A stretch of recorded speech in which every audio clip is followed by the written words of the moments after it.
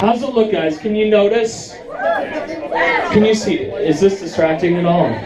Can you tell? Can you tell it's on? Okay, we're gonna boot real quick. Ready? There you go. I think I love you, in all honesty. So I'm gonna tell some jokes. I'm gonna test the camera to see if it's working. We're not gonna go over there again. So we're gonna work together on this first joke. You ready? What is the opposite of assassin? Anyone? What's the opposite of assassin? Do you know? Dick out. That's joke number one. Joke number two, we're gonna work with you guys over here. What is the worst time to be asked if there's a banana in your pocket? Right now? Right now? When you're shoplifting bananas. I think this camera's working great. I'm gonna do an impression for you guys. An unstable person would say, Harry Potter is making our children gay. A stable person would say, I don't know, I just take care of horses. It gets better, guys. I'm just getting started. Do not touch must be the scariest thing to read in Braille. How we doing? How we doing? Cherry Creek, the Barr. I've learned a lot tonight from being here.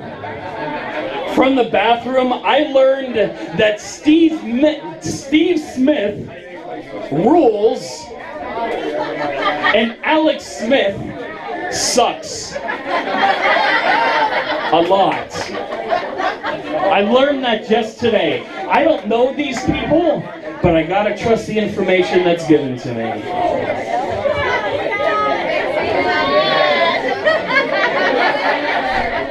You guys ready to go? You guys ready to get comedy going? You fucking ready to go? Because I'm ready to go. Here we go. This is another part I'm going to need all of you guys to participate in. I am getting married in July.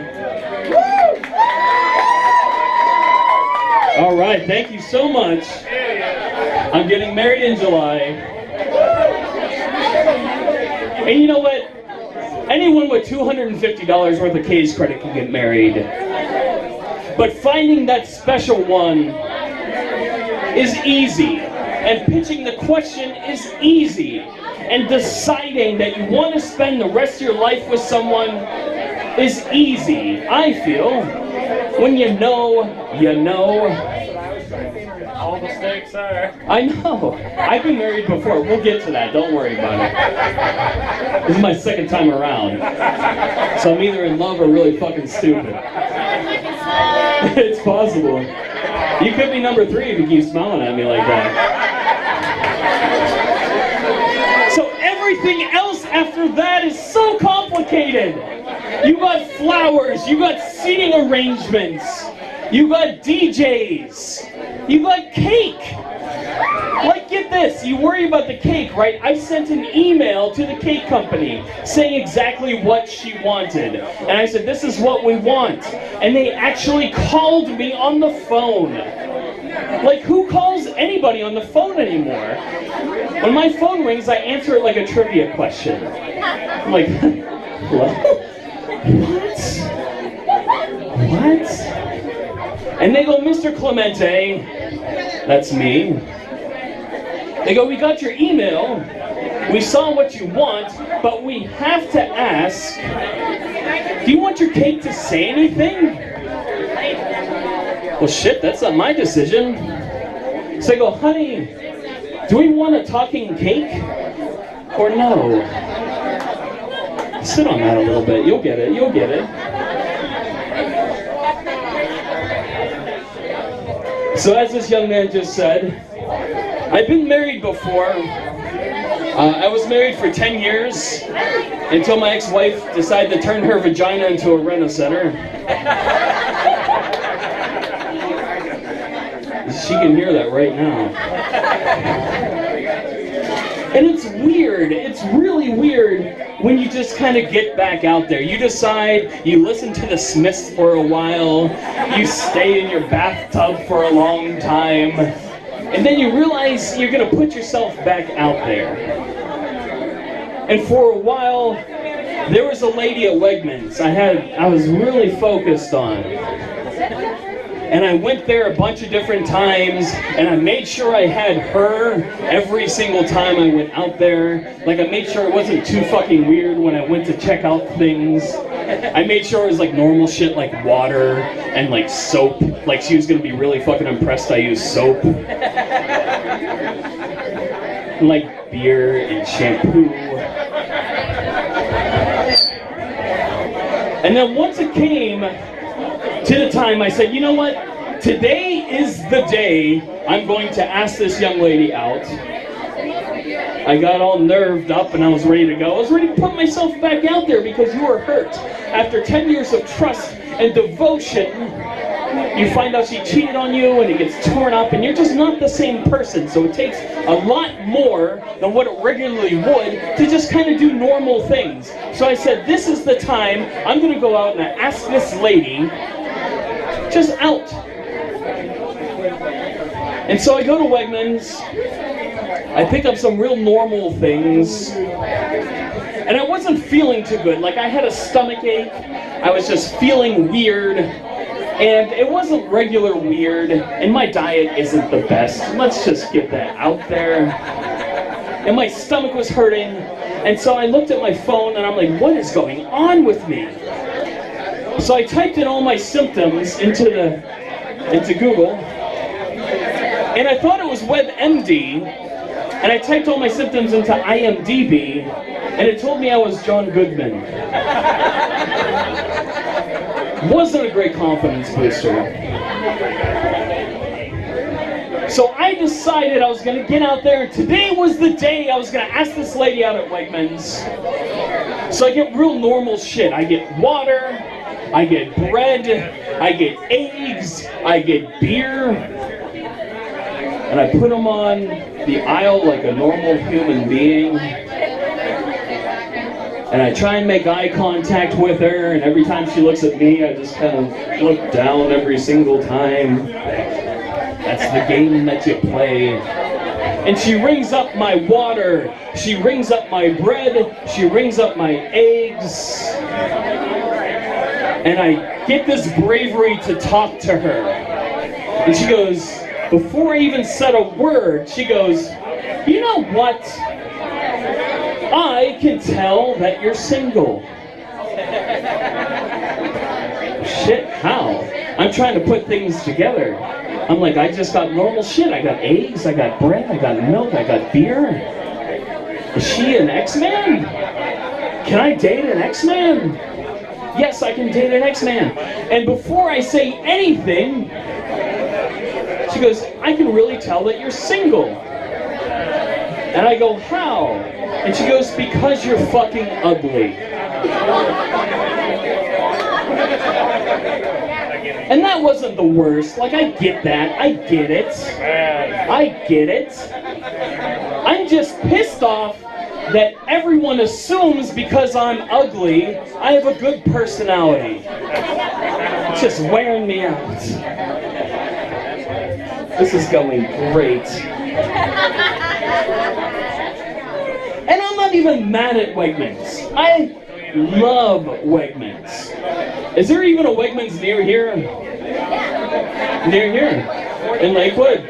That's not near here. That's like 40. I live in Lakewood. It's like 40. I guess that's the closest thing here.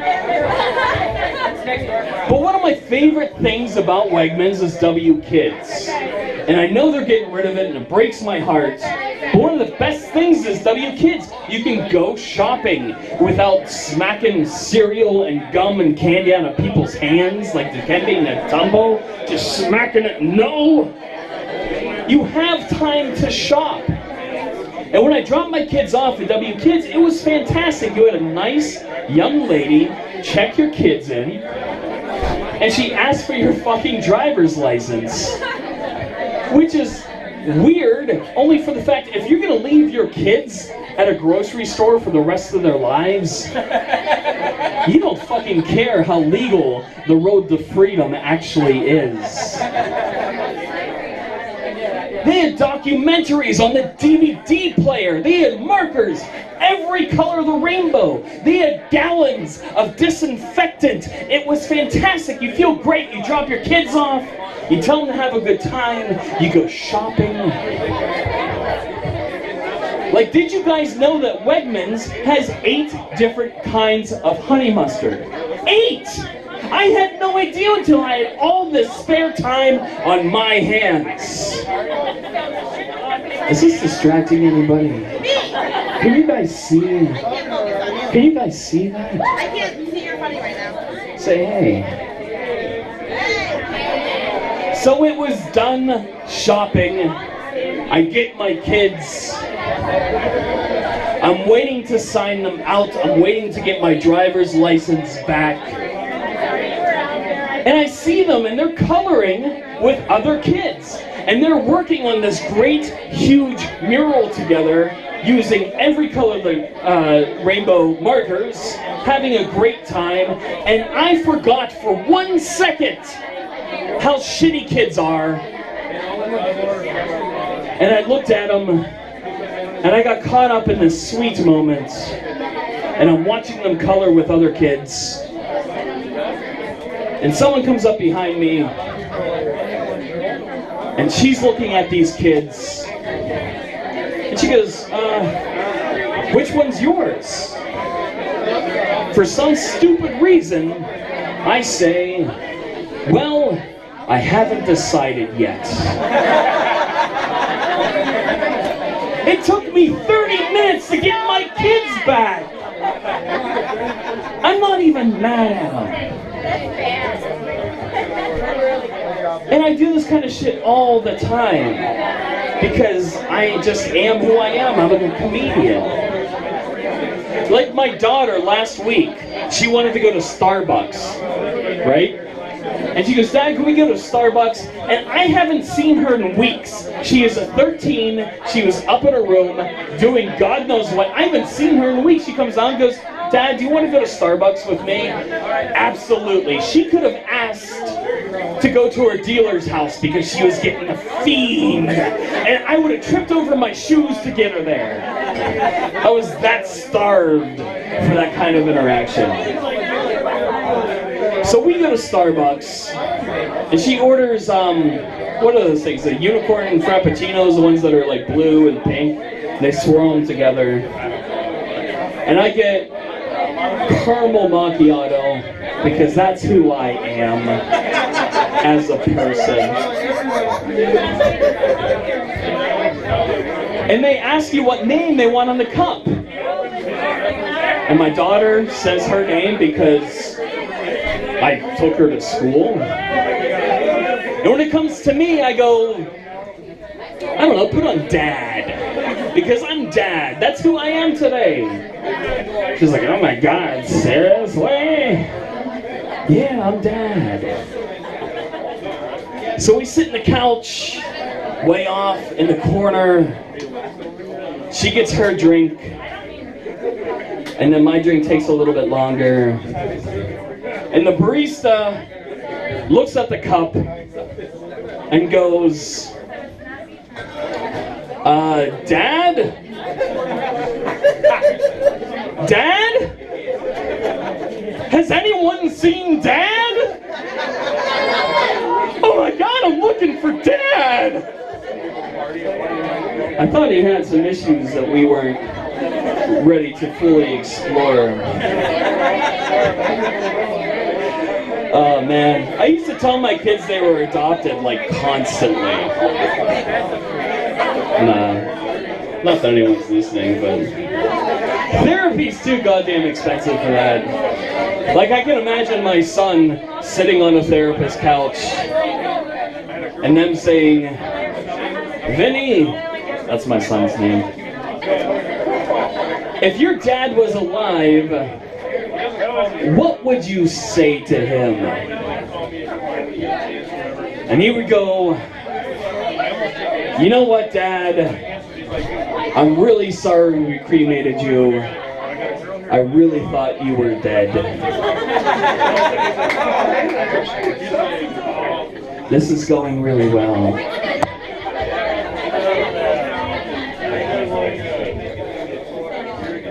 So that's what like kids do. Kids test, parents teach. Kids test, parents teach. Kids test, parents teach.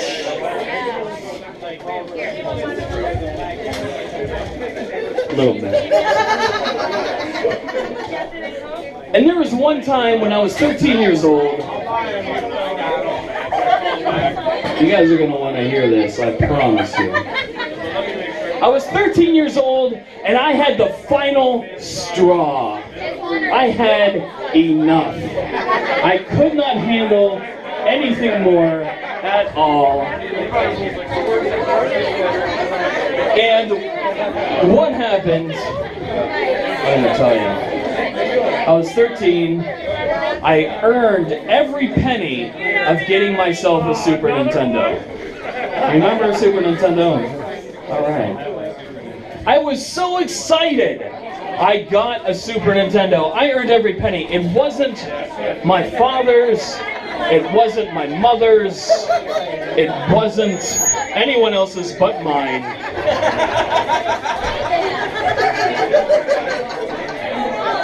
And I was so proud. I earned every single penny. I was 13, I was a paper boy, and I turned right there into a paper man. The second I bought that Super Nintendo. And I was allowed at that point to go to my friend's house and play Super Contra with my friend, which was fantastic. Because anything that was plugged into my parents' house was a permanent fixture forever. Because he didn't want me fucking with the wires. I was allowed, and it was fantastic to go there and play there with him. I hooked it up. We entered the Konami code. If anyone's listening, who knows the Konami code? Nobody's listening. That is fine. You know the Konami code? You don't? Oh, okay. I appreciate that. Thank you so much. That's why I'm here. That's why we are here. So we enter the Konami code. We have a great time. And 5 minutes later, my dad calls my friend's mom and says, tell him to wrap his shit up because we're going right now. 5 minutes! I panic. I have no idea what this is about. I lose my mind. I lose it. Can you believe it? I lose my mind. I'm 13. I don't know what I did. I go downstairs. I was like, did he sound pissed off? Absolutely, he sounded pissed off. So I'm 13. I'm going through all the things I could have done. I'm like, shit. Did he find my dirty magazines? No, they're in between my Nintendo powers. I think we're cool. Did he find out that I've been drinking the Christmas wine or replacing it with Kool-Aid? No, I'm too smart for that. Did he find out about that one time I peed on the dog? Because that was a mistake. That's not me. So he fucking Tokyo drifts into my friend's driveway, just spraying gravel. He opens up the door and I walk in there. I'm like, oh my God, Dad, what is wrong? Is everyone okay? He says fucking nothing. Oh my God, is Mom fine? Is everyone fine at home? He says fucking nothing. And I am panicking. It was a weird drive home. So we get there, we go up to the front porch, we open the front door, and he grabs me by my beautiful, thick, flowing mullet and ushers me upstairs. And he throws me into my room. And what do I see in my room? I see a pen, a fucking pen, that has fallen from my homework to the floor, opened up and left ink all over the carpet. Somehow, this was my fault. And I say, Dad, I can't control gravity. I can't control gravity in this house. I can't control gravity anywhere. This isn't my fault. But that's not how he saw it. He grounded me indefinitely. Indefinitely. For a 13-year-old. You have no idea when that's going to end. You have no idea how much power they have in this house. You are grounded indefinitely. So I am pissed off. I am upset. I am another adjective for angry. And what I see is I let the dogs out later that day. And I see my dad below me, toiling away in his garden. I'm looking down at my father, and he is toiling away in this tomato patch. And he had the stupid fucking look on his face, how happy he was in this tomato patch. And I was freshly upset. And you know what? I came up with a plan of revenge, because I was 13 and I wasn't going to take that kind of shit. So later that night, I made sure no one else was around. I turned around and I looked down at that tomato patch, and I unbuckled my pants.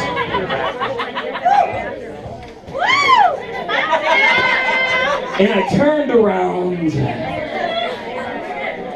and I took the most satisfying shit of my entire life down upon those tomatoes. I'm like, got him. Got him.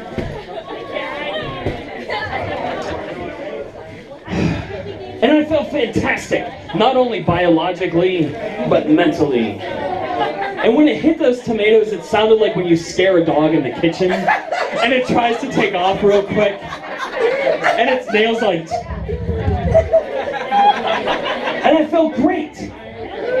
I'm like, job well done. So I went back up to my room to look at dirty magazines and drink Christmas wine. You're gonna want to hear this, but...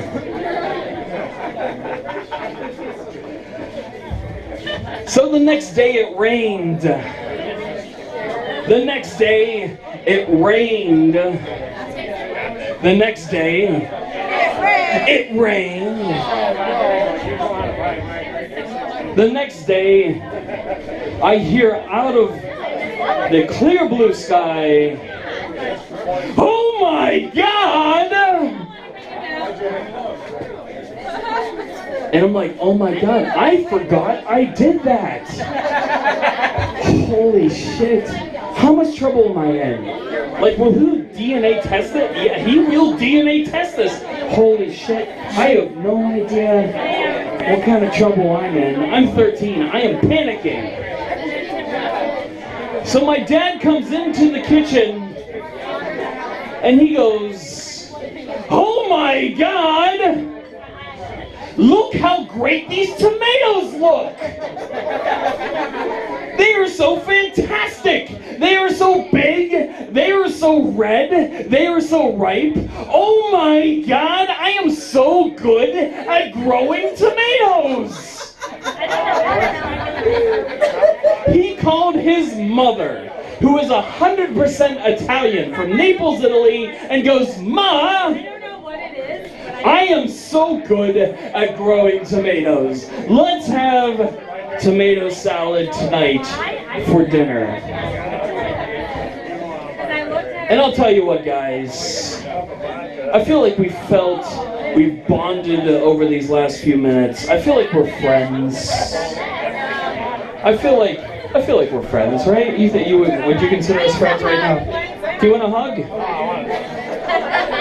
Downstairs is fine too, my friend. And I'll tell you what, there's probably 10 perfect moments in my life. And the fact that I got to see someone that just very literally annoyed me so bad sit across from a dinner table from me and literally eat my shit. I will tell you what, that was one of the most perfect moments of my life. My name is Paul Clemente. Thank you so much for coming tonight. Oh, it's good now. I made a mess, Dan.